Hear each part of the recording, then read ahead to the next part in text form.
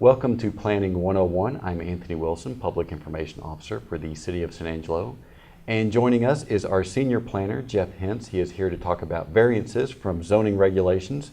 Jeff, tell us what a variance from a zoning regulation is and how it works. Sure. Basically, at its most essential premise, a variance is just a permission from a board that the city has to break a written regulation that would normally be an ordinance.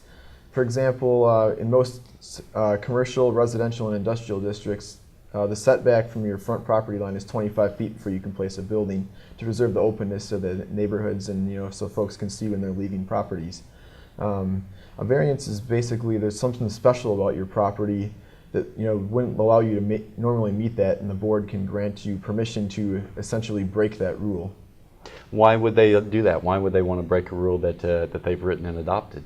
Sure. Sometimes it'd be impossible for staff to just take every property within the city limits and come up with one set of rules and one set of regulations that would just apply universally. The variance is intended to give every property owner, if there is some sort of hardship where they can't possibly meet that front setback, say there's a geyser or some natural feature in the backyard that wouldn't allow them to set the house back further, there's got to be something that there's a list of criteria that the board must find true to grant the variance. There's got to be something that is just abnormal that you wouldn't find anywhere else in town that is prohibiting them from following this written regulation.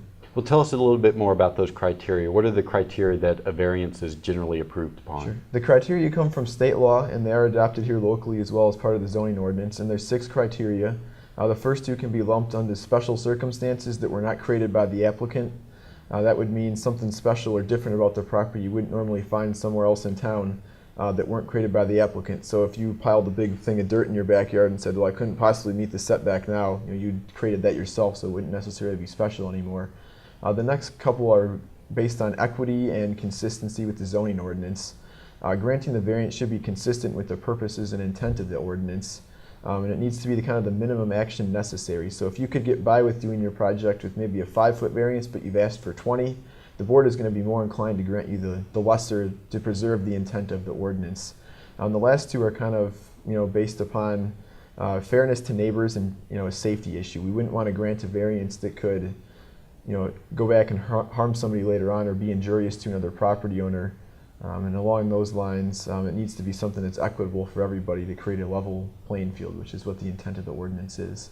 What's the process for obtaining a variance? Sure. If you feel that you've met those criteria, you can go ahead and there's an application that can be downloaded on the city's website. You can come into the office here at 52 West College Avenue in the Development Services Building. We can certainly talk with you and figure out if your application would meet those criteria.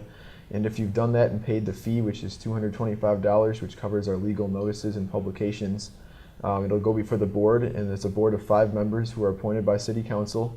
You need 4 of them to agree that you need a variance for your project, and at that point you'd be able to proceed accordingly if they granted you the variance. Last question. We've all seen these buildings around town that just seem to be out of place for the considering the rest of the neighborhood or the surrounding neighborhood. How do those generally come to be? Sure. If you watch our previous segment about Planning 101, zoning ordinances have changed over time. And in doing so, they used to measure the front setback from the middle of the street. So as the street was widened, where the middle would change, and you'd have a different setback.